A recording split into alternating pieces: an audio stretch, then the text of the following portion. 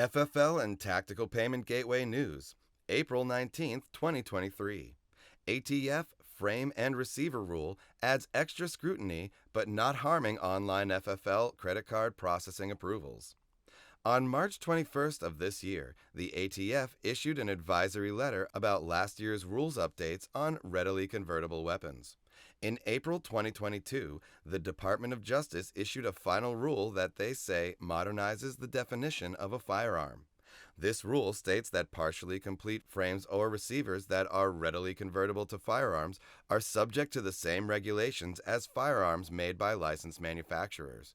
This means that anyone selling these items and kits must be licensed to sell firearms, FFL, and comply with all of the requirements of the Gun Control Act, including serialization and background checks. What changed in terms of frames and receivers? Recently, the Bureau of Alcohol, Tobacco, Firearms, and Explosives issued a public safety advisory to the firearms industry and the public, highlighting the importance of compliance with the new rule. In addition, the advisory warns that ATF will prioritize investigations involving deliberate efforts to violate the provisions of the Gun Control Act, regulating the manufacture and sale of firearm frames and receivers.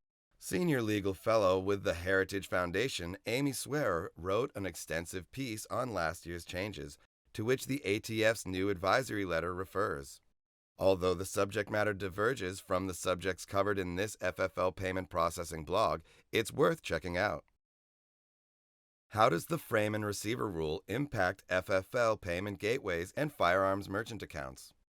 As an online payment gateway provider for FFL dealers, we're happy to help FFL dealers accept credit card payments. However, some of the processes have been tightened a bit. For example, an FFL is generally required for any online merchant selling firearm parts, although not all accessories, even if certain firearm components do not require an FFL to sell or manufacture. Additionally, online payment processing for ammunition sellers is unchanged, and unless you are a manufacturer, an FFL is often not required. Have questions about accepting credit card payments for FFL transfers or tactical items online? Contact us for free friendly advice. Follow the link in the description for regularly updated information on firearms and tactical e-commerce-based information from merchant account underwriters, payment gateway providers, independent agents, publications, and payment industry executives. Note, you must sit with a qualified attorney before launching a firearms or tactical website. All firearms must be shipped to another licensed FFL, which must perform the necessary NICS check on the end buyer.